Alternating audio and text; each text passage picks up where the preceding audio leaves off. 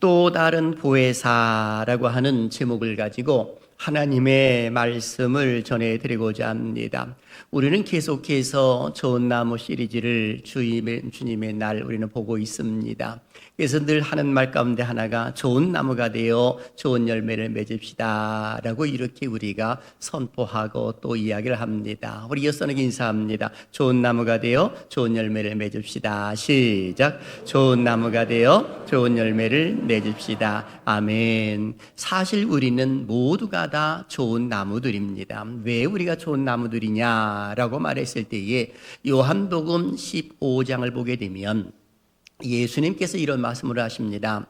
나는 참 포도나무요 너희는 가지니 라고 이런 말씀을 하셨습니다. 예수님께서 좋은 나무이기 때문에 예수님께 접붙임을 받은 우리들은 역시 좋은 나무다라고 이렇게 볼 수가 있는 겁니다. 그러면 좋은 나무는 좋은 열매를 맺는 것이 자연스러운 것 아니겠습니까? 분명한 사실 중에 하나는 원줄기이신 예수님께서 힘을 공급해 주셔야만이 좋은 열매를 맺는 것이지, 만일에 원줄기에서 영양분을 주지 않는다고 하면 아무리 그 나무는 훌륭하다 하더라도 좋은 열매를 맺을 수가 없더라라고 말할 수가 있을 듯합니다. 그래서 예수님께서는 이 땅에 공생의 삶을 사시면서 사랑하는 제자들과 함께 하셨을 때에는 능히 하지 못할 일이 없는 여러 가지 일들을 다 감당해 내셨습니다. 예수님께서 좋은 나무이시기 때문에 그 옆에 붙어 있던 제자들도 자랑스럽게 여기는 그런 모습이 일어났던 것 아니겠습니까? 그런데 예수님께서 이제 얼마 안 있으면 너희 곁을 떠나겠다라고 하는 이야기를 하셨을 때에 제자들은 불안감이 휩싸여 왔고 떨리기 시작을 했던 겁니다. 그때 예수님께서 하시는 말씀이 또 다른 보혜사를 너희에게 보내실 거야 라고 하는 그런 말씀을 하셨던 것을 보게 됩니다. 그래서 오늘 본문 속에서도 예수님은 또 다른 보혜사를 보내주실 것을 친히 말씀하신 것이 기록되어 있는 것을 보게 됩니다. 16절은 이렇게 기록합니다. 같이요. 시작. 내가 아버지께 구하겠으니 그가 또 다른 보혜사를 너희에게 주사 영원토록 너희와 함께 있게 하시리니. 아멘. 여기 보니까 또 다른 보혜사를 보내주실 것을 이렇게 말씀해주고 있거든요. 너희에게 주사, 이 말씀을 하시는 것은 지금 아버지께 구하겠으니 있을 때에 성령님을 보내주시는 주체가 누구인가를 알려줍니다. 바로 하나님 아버지라는 겁니다. 여기 보혜사는 성령님을 일컬어 말하고 있는 겁니다. 그래서 이 보혜사 한자용을 잠깐 풀면은요, 보할 보자를 쓰고요, 은혜의 자 그리고 스승사자를 쓰고 있습니다. 이 말을 풀어보면은 보호하시고 은혜를 주시고 가르치시는 분이라고 이렇게 표현을 할 수가 있는 겁니다. 이분이 바로 보혜사, 즉 성령님이라고 표현을 할 수가 있는 것입니다. 그래서 보혜사는 헬퍼라고도 표현할 수 있고 돕는 자라고도 표현할 수가 있는 겁니다. 또 다른 별칭 가운데 하나가 파라클레토스라고 이렇게 표현해주고 있는데, 변론자 또는 상담자, 위로자 등등 여러 가지로 표현되어 있는 것이 바로 파라클레토스, 같은 용어를 쓰고 있는 것을 보게 됩니다. 한 재판관에 앉아있을 때에 이 로마법에 의게 되면 변호인을 사야 되는 것인데, 그때의 그 용어가 파라클레토스라고 같은 용어를 쓰고 있습니다.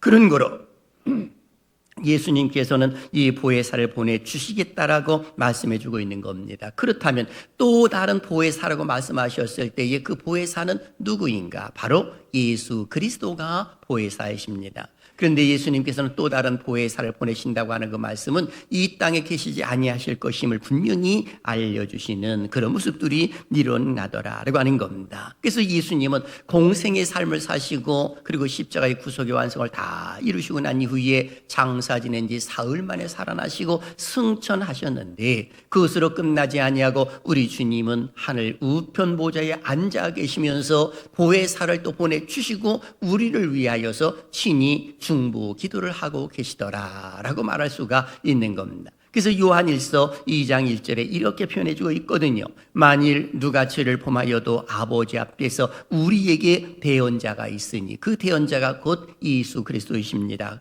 의로우신 예수 그리스도시라 라고 이렇게 기록되어 있는 것을 보게 됩니다. 그런 우리가 세상의 삶을 살 때에 우리의 대언자이신 예수님은 하늘 우편 보좌에 계시지만 또 보혜사를 보내주심으로 인하여 영으로 우리와 이제 함께 하시더라 라고 말할 수가 있는 것입니다. 저는 이 말씀을 중심으로 해서 세 가지 주제를 통해 말씀을 전해드리고자 합니다. 첫째, 보혜사가 오셔서 무엇을 깨우쳐 주시는 것일까라고 하는 것입니다. 그리고 둘째, 보혜사를 믿음으로 인하여서 얼마나 동안 우리와 함께하고 계시는가라고 하는 것을 또 말씀을 전해드리고자 합니다. 그리고 셋째, 보혜사이신 성령님과 늘 동행하는 삶을 살기 위한 우리의 자세는 어떻게 살아야 하는가에 대해서 말씀을 전해드리고자 합니다. 사람들이 가끔 오해하는 것이 있습니다. 성령을 받으면 황홀경에 빠지고 그 어떤 예언을 한다라고 생각하는 경우가 가끔은 있는 것 같습니다. 그러다 보니까 성령 받은 증거로서의 그 뭔가 황홀경과 그리고 더 나아가서는 쓰러진다든지 넘어진다든지 또 다른 말을 하는 그런 모습 속에서의 성령 받았구나라고 하는 오해를 하는 경우도 있더라는 겁니다. 성령님은 인격자이시거든요. 인격자이시기 때문에 인격적인 대우를 받으시는 것을 상당히 좋아하십니다.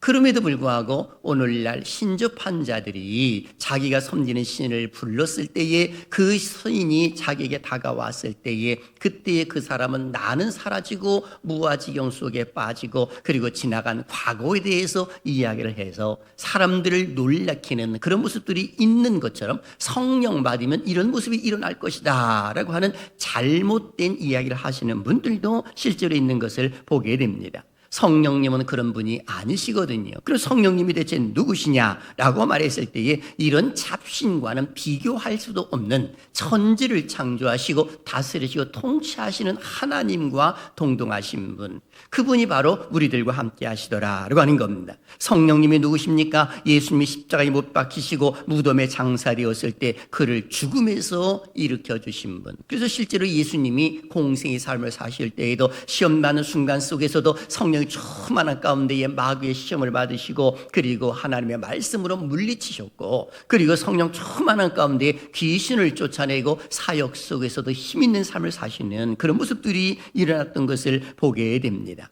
심지어는 신선지자와 사도들의 마음을 감동하셔서 신구약 성경을 영감하게 하시고 기록하게 하시는 분이 바로 성령님이라고 말을 할 수가 있는 것입니다. 그러므로 성령님은 하나님이시죠. 성부가 하나님이요 성자가 하나님이신 것처럼 성령님도 역시 하나님이시다. 그래서 우리는 삼위일체 이것을 그대로 믿는 것이거든요. 그래서 우리가 사도신경을 고백하는 것은 삼위일체에 대한 고백이다 라고 표현을 할 수가 있는 것입니다. 특히 요한복음 14장부터 시작을 해서 16장까지는 성령 강화라고 할 정도로 성령에 대해서 강하게 말씀하고 계시는 것을 보게 됩니다. 그래서 성령에 관한 말씀이 무려 4번이나 반복되어서 기록될 정도로 기록하고 있습니다. 여러분, 반복된 성경 구절은 그만큼 중요하다는 것이거든요.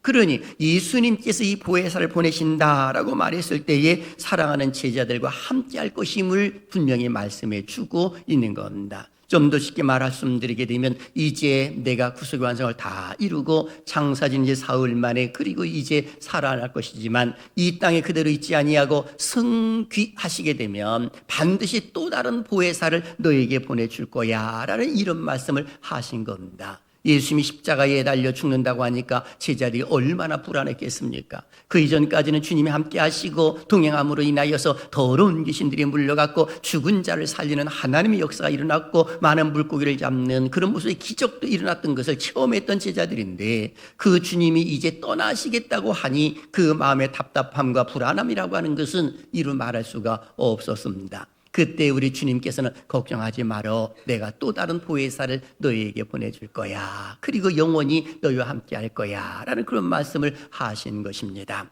자, 그렇다면 보혜사가 오셔서 무엇을 알게 하실까요? 바로 세 가지를 알게 하십니다. 첫째는 진리를 알게 하십니다. 오늘 17절 초반절을 보십시오. 그는 진리의 영이라 라고 기록하고 있습니다. 이 진리의 영은 성령의 본질 및 대표적인 사역을 나타내는 명칭입니다. 성령님은 진리 가운데로 인도하시는 것이거든요. 진리가 무엇입니까? 예수 그리스도가 진리십니다. 요한복음 14장 6절 기억하시죠? 내가 그 길이요 진리요 생명이니 나로 말미암지 않고는 아버지께로 올 자가 없다라고 기록하고 있는 것을 보게 되면 진리 안에서의 자유함을 얻을 것도 말씀해 준 바가 있지 않겠습니까? 그런 거로 진리 가운데로 인도하시는 분이 누구냐라고 했을 때에 성령님이라고 말할 수가 있는 겁니다. 그래서 우리가 살고 있는 세상에는 하나님의 영과 그리고 미혹의 영이 있는 거예요. 하나님의 영은 진리의 영이라 말씀하고 있고 미혹의 영은 진리의 영과 대립된 모습 가운데 택한 자라 하더라도 넘어뜨리려고 하는 그런 모습들이 일어나는 겁니다. 놀랍게도 사람의 영이 하나님께 붙어 있으면 성도가 되는 것이고, 그러나 마귀에게 미혹의 영에게 사로잡히게 되면 성도라고 말하지를 않습니다. 그래서 요한복음 14장 26절 속에서 이렇게 기록하고 있는 겁니다. 시작. 보혜사 곧 아버지께서 내 이름으로 보내실 성령, 그가 너희에게 모든 것을 가르치고 내가 너희에게 말한 모든 것을 생각나게 하리라. 아멘. 바로 예수님께서 지금 말씀하신 것입니다. 아버지께서 내 이름으로 보내실 성령, 즉 예수 그리스도의 이름으로 보내실 성령이 있다는 겁니다. 하나님이 세상을 이처럼 사랑하사 독생자 예수님을 이 땅에 보내주신 것처럼 이제 예수님께서는 구속의 완성을 다 이루시고 승천하시고 또 다른 보혜사를 너희에게 보내주도록 내가 아버지께 구하겠다, 이 말씀을 하고 계시는 겁니다. 그때에 성령이 임하게 되면 너희는 내가 가르쳤던 것 그리고 내가 행했던 것 그 모든 것들이 생각날 거야, 이 말씀을 해주고 있는 겁니다. 이 말을 이 신학적인 이야기로 성령의 조명이라고 이렇게 표현해주고 있는 겁니다. 내적인 조명이라고도 표현할 수가 있는 겁니다. 영어로 표현한다면 일루미네이션이라고 이렇게 표현할 수가 있는 겁니다. 성령의 내적인 조명이 있음으로 인하여서 예수 그리스도를 알게 되고 성경을 또 읽는 그런 모습이 나오는 겁니다. 그래서 우리가 성경을 읽을 때도 하나님의 영이 함께하게 되면 기쁘고 즐겁고, 또 하나님의 영이 함께하게 되면 하나님 말씀을 들을 때에도 즐거운 모습으로 나오는 것이거든요. 그래서 시편 119편 18절 보십시오. 내 눈을 열어서 주의 율법에서 놀라운 것을 보게 하소서, 시인은 고백하고 있는 겁니다. 저는 사랑하시는 여러분들 모두가 다 하나님의 영이신 진리의 영이 함께함으로 인하여서 예수 그리스도를 잘 믿는 은혜가 있기를 주님의 이름으로 축원합니다. 그리고 두 번째, 주님이 함께하심을 알게 하신다라고 표현합니다. 18절 보세요. 내가 너희를 고와 같이 버려두지 아니하고 너희에게로 오리라 라고 기록하고 있습니다. 하나님은 제자들을 고와 같이 버려두지 않으시고 다시금 오실 것을 말씀해주고 있는 것이거든요. 그런 거로 진리의 영이 함께 하시면 이 우리가 주님이 함께 한다는 그 사실을 스스로 느끼는 겁니다.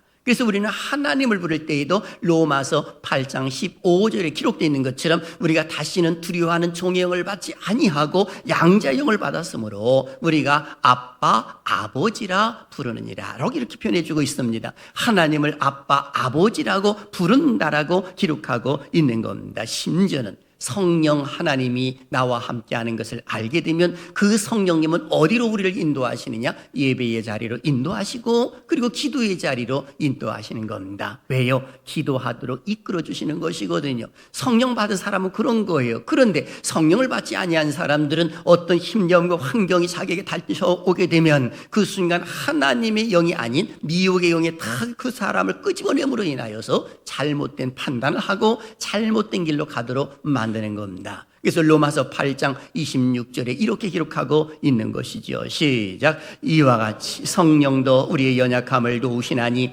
우리는 마땅히 기도할 바를 알지 못하나 오직 성령이 말할 수 없는 탄식으로 우리를 위하여 친히 간구하시느니라. 아멘. 바로 우리를 위하여서 친히 간구하시는 분, 바로 성령님이라고 기록하고 있는 겁니다. 그래서 사실 하나님이 원하시는 기도의 양이 있거든요. 그 기도의 양은 성도들도 다 똑같은 겁니다. 어떤 경우는 목회자도 역시 똑같고 우리 장로님도 하나님이 기뻐하시는 기도의 양이 있는 것인데 실제로 다 그렇게 기도의 양을 채우지 못했는데 묘하게도 내가 하는 일이 잘 되기도 하고 어떤 것은 하나님의 뜻을 발견하고 기쁜 모습으로 나갈 수 있는 그 이유는 바로 우리를 위하여 친히 기도하시는 분이 계시는데 그분이 바로 성령님이시다라고 말할 수가 있는 겁니다. 더 나아가서는 우리 사랑하는 성도들이 서로 도고도기를 해준 것이죠. 그 도고기를 해줌으로 인하여서 힘있게 살아갈 수 있는 길이 열려질 수도 있는 그런 모습이다라고 말할 수가 있는 겁니다. 그리고 세 번째는 주님과 성도와의 연합을 알게 하십니다. 이것이 성령님이신 보혜사가 오심으로 나타난 모습입니다. 그래서 20절에 이렇게 기록한 거예요. 시작.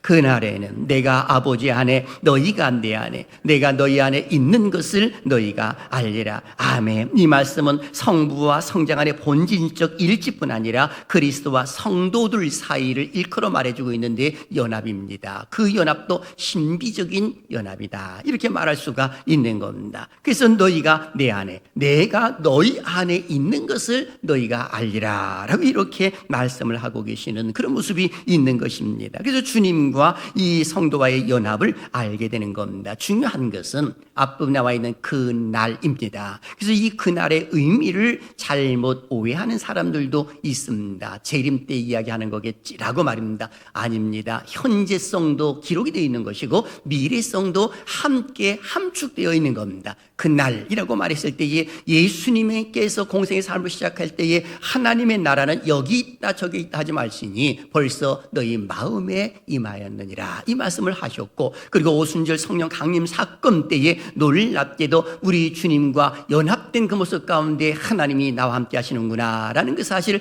알게 됨으로 인하여서 이제는 그 뭔가 하나님이 기뻐하시는 그 일들을 이루어갈 수 있는 그런 모습도 표현해주고 있는 겁니다. 그리고 더 나아가서는 미래성도 있는 것이죠. 장차 예수님 재림하실 때를 일컬어 말하고 있는 겁니다. 기억나시지요? 요한복음 14장 1절 이하에 너희는 마음에 근심하지 말라 하나님을 믿으니 또 나를 믿으라. 내 아버지 집에 거할 곳이 많도다. 내가 가서 너희를 위하여 거처를 예비하면 내가 다시 와서 이 말씀을 하셨거든요. 이 말씀을 하셨을 때 그때를 가리켜 재림이라고 표현해주고 있는 것인데 그때 그날에는 너희가 내 안에 내가 너희 안에 우리 주님과 함께 머무르면서 이것은 어마어마한 복으로서의 역사가 일어나는 겁니다. 예수님 재림하시게 되면 잠자는 자들이 먼저 일어남으로 인하여 완전 영화 속으로 들어가는 것이거든요. 완전 영화 속에 들어감으로 인하여 그때는 심판의 권세를 우리 주님이 갖고 계시는데 우리들도 거기에 동참을 하더라라고 하는 것입니다.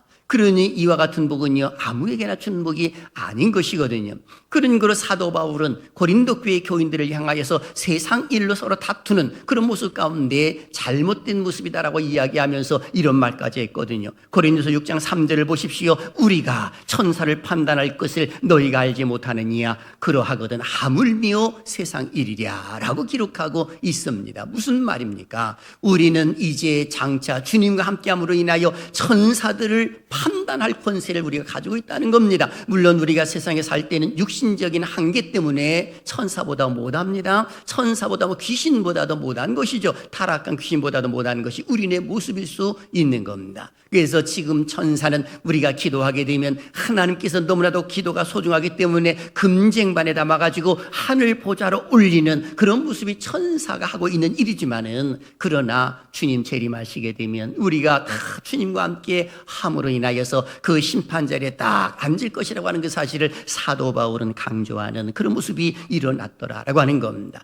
그렇습니다. 성령 하나님은 보혜사로 이 땅에 오셨지요. 보혜사는 사람이 아닙니다. 이단들이 이야기하고 있는 누구누구가 보혜사 절대로 아닌 것입니다. 보혜사는 영이시지요. 진리의 영으로 오셔서 우리가 할 일을 생각나게 하십니다. 그리고 우리와 함께 하시고 우리와 신비로운 연합을 하심으로 인하여서 앞으로 무엇을 해야 할지 생각나게 하고 그리고 그 길을 지도하시는 그런 모습들이 일어나는 겁니다. 우리가 잘 알고 있듯이 실제로 오순절 성령 강림 사건 때의 모습을 보십시오. 제자들이 참으로 나약했지만 성령 강함을 받고 난 이후부터는 그들이 예수님의 가르침이 생각이 났습니다. 아, 바로 이것이었구나. 그리고 그들은 담대하게 예수는 그리스도라고 복음을 전하고 그리고 남을 때는 안진뱅이를 바라볼 때도 그냥 보지 아니하고 주님의 시각으로 바라봄으로 인하여서 치유해주는 그런 모습들도 일어나지 않았겠습니까? 그리고 복음을 전하는 그런 모습들도 일어났습니다. 베드로 같은 경우는 한 번 설교하면 3,000명씩, 그리고 또 한 번 설교하면 5,000명씩 회개하는 역사가 일어남으로 인하여 초대교회가 설립이 되고 전 세계로 확장되어 가는 그런 모습이 일어났던 것 아니겠습니까?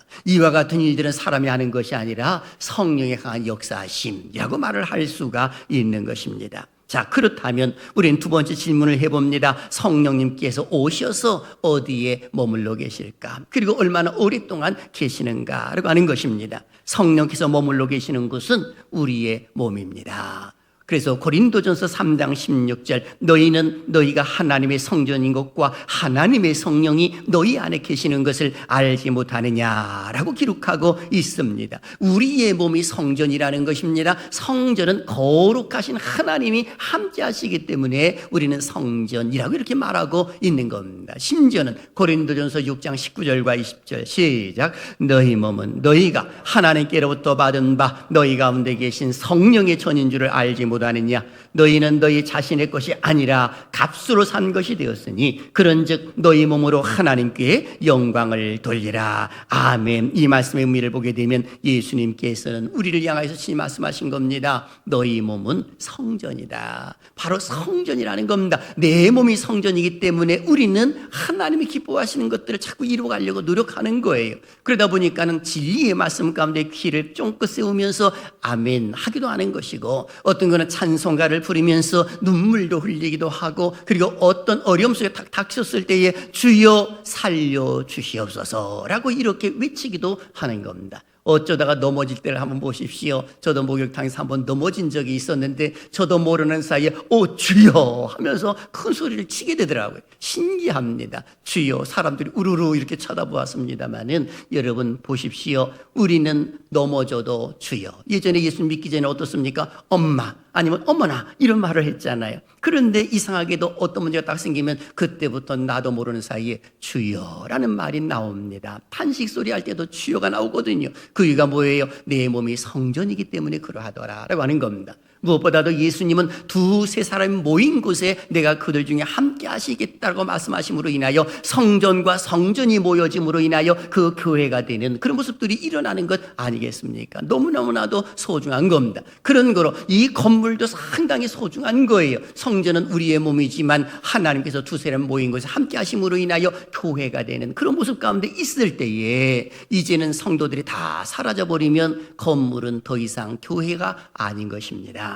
바로 다른 곳에서 또 매매되는 그런 모습들도 있다 말할 수가 있는 겁니다. 그런 거로 우리는 내 몸이 성전인 것을 마음속에 두고 사는 것이 옳지요. 그래서 얼마나 오랫동안 머물러 계시느냐, 오늘 여기 16절을 보니까 영원토록 너희와 함께 있게 하리니 라고 기록합니다. 물론 육신의 한계 때문에 살면 100살 전후로 해서 이제는 그 영혼과 육이 다 분리가 되고 육신은 흙이기 때문에 흙으로 돌아가지만 영혼은 천국에 가 있는 것이거든요. 그러나 우리 주님이 함께 하심으로 인하여서 주님 강림하실 때에 함께 옴으로 인하여서 땅에 있는 성도들이 이제는 호련히 변화되고, 그리고 잠자는 자들이 일어남으로 인하여서 공중 혼인잔치에 참여함으로 인하여 완전 영화에 이르는 그런 모습들이 일어날 것이다 라고 하는 겁니다. 그래서 성령님이 성도들 가운데 함께하고 있는 것은 너무나도 큰 복이에요. 세상 사람들이 이것을 모르거든요. 그래서 17절에 이런 말씀을 한 겁니다. 다 같이요. 시작. 그는 진리의 영이라 세상은 능히 그를 받지 못하나니 이는 그를 보지도 못하고 알지도 못함이라. 그러나 너희는 그를 아나니 그는 너희와 함께 거하시며 또 너희 속에 계시겠습니다. 아멘. 세상은 성령을 알지 못하고 성령을 받아들이지도 못하는 겁니다.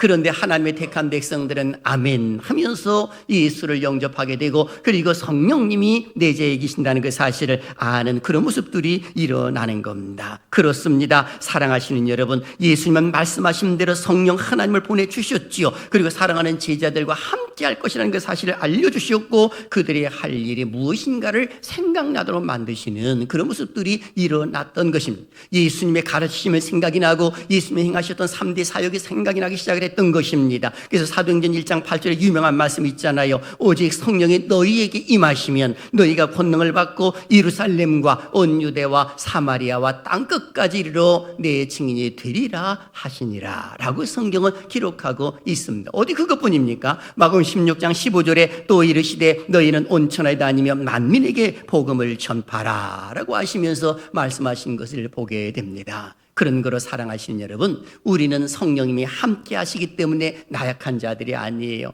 성령의 능력이 우리와 함께 하시는 줄로 믿습니다. 그런 거로 우리 힘 있는 삶을 살아갈 수밖에 없는 것이죠. 그런 거로 우리가 알아야 할 사실 두 가지를 꼭 기억하십시오. 첫째, 성령님은 임마누엘로 나와 함께 하십니다 라고 하는 겁니다. 다 같이요. 시작. 성령님은 임마누엘로 나와 함께 하십니다. 아멘. 다시 한번 시작. 성령님은 임마누엘로 나와 함께 하십니다. 아멘. 여기 임마누엘이란 말이 있지요. 임이라고 하는 말은 함께라는 말이고요. 마누라고 하는 말은 우리라는 말이에요. 엘이라고 하는 말은 하나님이라는 뜻을 가지고 있거든요. 그래서 하나님이 우리와 함께 하신다. 이것이 임마누엘이에요.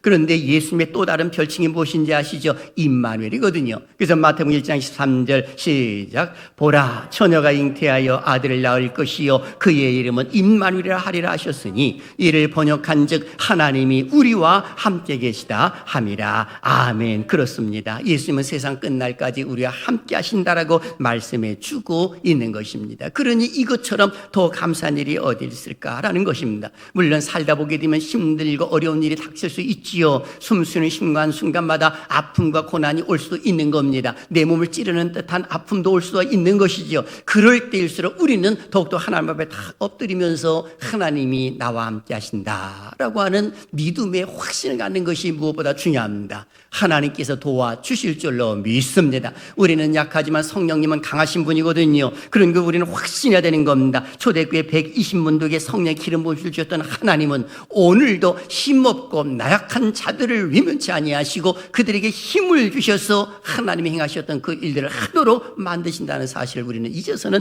안 된다라고 하는 것입니다. 성령님이 도와주시면 안 되는 일이 없는 겁니다. 다 될 수가 있거든요. 사도행전 3장 6절 기억하시죠? 성전 비문에 앉아있던 그 나면서부터 된 안진뱅이, 그때 베드로가 말하잖아요. 은과 금은 내게 없거니와 나사렛 예수 그리스도의 이름으로 내게 명하노니 일어나라. 이 말씀을 했을 때에 그의 오른손을 잡고 일으켰을 때 그 자리에서 벌떡 일어나 성전으로 들어가서 덩실덩실 춤을 추면서 하나님을 찬송하는 그런 모습이 일어났다고요. 이것이 바로 성령의 능력이에요. 성령이 함께 하시게 되면 살리는 역사가 일어나는 것이거든요. 죽이는 것이 아니라 살리는 겁니다. 하나님께서는 택한 자들이 이 상황 갈 때와 같고 꺼져가는 심주와도 같은데도 그들을 외면치 아니하시고 이렇게 세워주시는 분, 그 사명을 누구에게 맡겨주었느냐? 교회에, 그리고 우리들에게 맡겨주셨다라고 말할 수가 있는 겁니다. 그런 거로 우리는 죽어가는 영혼들을 살리는 일에 최선을 다해야 되는 것입니다. 그래서 새생명 축제를 우리가 하는 것 아니겠습니까? 우리는 혼자 사는 것이 아닙니다. 하나님이 함께 하신다는 거 잊어서는 안 됩니다. 에스겔서 37장 기억하시지요? 이 하나님께서 에스겔을 환상 가운데 그 발강가로 데리고 가가지고 골짜기를 탁 보여줍니다. 보여주면서 그 근처에 있는 시체들을 전부 보게 합니다. 그리고 그 시체가 서로 뼈가 연락해서 붙게 만들고, 그리고 또한 살이 붙게 함으로 인하여서 시체가 질비하게 늘려져 있습니다. 인자야 이가 살아나겠느냐 라고 질문할 때에 주께서 하시나이다. 너는 이렇게 명하라. 생기야 불어라 라고 말합니다. 그때 말합니다. 생기야 불어라 했을 때 그 골짜기에 있는 그 시체들이 전부 살아나서 군대를 이루는 모습이 일어나지 않았겠습니까? 바로 성령의 역사는 살아나는 역사라고 말할 수 있습니다. 저는 우리 하나님께서 사랑하시는 여러분들을 이 시간을 기점으로 해서 다시금 살려주는 은혜가 있기를 주님의 이름으로 축원합니다. 가정이 살아날 줄로 믿습니다. 이 나라의 민족도 살아날 줄로 믿습니다. 하나님이 그렇게 하시는 겁니다. 그래서 내 인생의 최고의 파트너는 누구냐? 바로 우리 성령님이 함께 하시고 주님이 함께 하시는 것, 이거보다 더 큰 파트너는 없다라고 하는 겁니다. 두 번째, 주 안에서 승리할 수 있다는 확신입니다. 바로 초대교회 성도들은 승리를 했거든요. 복음을 전하는 자들로 승리를 했습니다. 결국에는 로마가 성시화가 되지 않습니까? AD 313년에 콘스탄티누스 황제는 이 밀라노 칙령을 발표함으로 인하여서 그 무서웠던 로마가 기독교화되는 그런 모습이 일어났던 것 아니겠습니까? 하나님의 놀라운 승리라고 말할 수가 있는 겁니다. 그렇습니다. 제자들을 놓아 승리하도록 이끌어주신 하나님은 오늘 우리들도 승리하도록 이끌어주시는 하나님이신 줄로 믿습니다. 그래서 힘들고 어려울 때는요, 더욱더 우리가 생각할 것은 성령님, 하나님 나를 도와달라고 간절히 기도할 필요성이 있는 겁니다. 왜 그런지 아시지요? 여러분 생각해 보십시오. 사도들이 풍랑을 만났을 때에 예수님이 오시니까 그 풍랑이 잠잠해지고 멈췄습니다. 제자들의 마음속에 평안이 깃들기 시작을 했잖아요. 지금도 동일한 거예요. 성령 받은 우리들이 나약하게 살 이유가 없는 이유가 바로 여기 있는 것입니다. 그래서 주님께서 외치라고 말했을 때에 우리는 예수 그리스도 이름으로 외치면 되는 겁니다. 병든 자가 있으면 이 병은 예수님의 이름으로 깨끗하게 치유받을지어다 라고 선포도 하는 겁니다. 가정에 어려움이 있으면, 자녀들이 방탕하게 되면 그 자녀들 방탕하게 만들고 있는 미혹의 영이 있는 것이거든요. 그 미혹의 영을 물리치도록 우리가 또 기도해 줄 필요성도 있다라고 볼 수가 있는 겁니다. 사랑하시는 여러분, 주는 나를 돕는 이시니 내가 누구를 무서워할 것인가? 히브리서 13장 6절은 기록하고 있어요. 한번 기록된 거 읽어보겠습니다. 시작. 주는 나를 돕는 이시니 내가 무서워하지 아니하겠노라. 사람이 내게 어찌하리요 하노라. 아멘. 바로 여기 나와 있는 모습 보십시오. 주는 나를 돕는 이시니 라고 표현해주고 있습니다. 하나님이 도와주시는데 그 누가 우리를 해할 수가 있겠는가? 바로 저자는 그렇게 기록하고 있는 겁니다. 주님이 도와주시면 교회도 잘 될 줄로 믿습니다. 주님이 도와주시면 우리의 영이 살고, 주님이 도와주시면 내가 하고 있는 일 잘 되도록 이끌어 주실 줄로 믿습니다. 사랑하신 여러분, 예수님은 본질상 진노의 자녀였던 우리들을 살려주셨습니다. 구원의 반열 속에 다 서게 하셨고, 그리고 주님께서 맡겨주신 지상 대명령을 우리 교회에, 우리 사랑하는 성도들에게 맡겨줬다는 그 사실을 잊어서는 안 되는 겁니다. 그래서 우리는 하나님을 믿는 믿음 안에서 성령 충만하려고 노력하는 것이 옳지요. 이런 관점에서 저는 사랑하신 여러분들에게 세 가지 질문을 할 것인데 거기에 답을 아멘으로 화답해 주시면 고맙겠습니다. 첫째, 예수님을 나의 구세주로 영접하셨습니까? 아멘. 둘째, 내 몸이 성령의 전인 것을 믿습니까? 아멘. 셋째는 성령 충만함을 받으셨습니까? 아멘. 이제부터 받으십시오. 못 받았다면 받으셔야 되고, 나는 받았다고 한다면 주님이 맡긴 사역을 잘 감당하려고 하는 자세를 가지면 좋습니다. 물론 우리가 세상에 살다 보게 되면 나도 모르는 사이에 육신적으로 이 잘못된 길로 갈 수가 있습니다. 바로 내 마음속에 두 마음이 있음으로 인하여 싸움과 갈등이 있는 그런 모습도 있을 수가 있는 겁니다. 인도 사람의 격언에 의하게 되면 사람의 마음에는 두 개의 마음이 있다고 합니다. 비유하기를 사람의 마음 속에는 흰 개와 검은 개가 있어서 늘 서로 싸우고 다툰다는 겁니다. 흰 개가 싸워서 이기면 내 영이 기뻐하고, 검은 개가 싸워서 이기면 내 육신이 기뻐한다는 거지요. 미혹의 영이 기뻐한다라고 말할 수가 있는 것입니다. 그렇다면 내 속의 두 마음 가운데 무엇이 나를 이기고 지배하고 있는가? 사도 바울 같은 경우도 자기 자신도 육신적인 갈등 때문에 힘들어했거든요. 그래서 그는 기형아적인 비참한 자신의 모습을 그대로 인정을 했습니다. 뭐라고 표현했냐? 바로 하나님이 기뻐하시는 선을 행하지 아니하고 악을 행하는 그 모습 가운데서 로마서 7장 24절을 보십시오.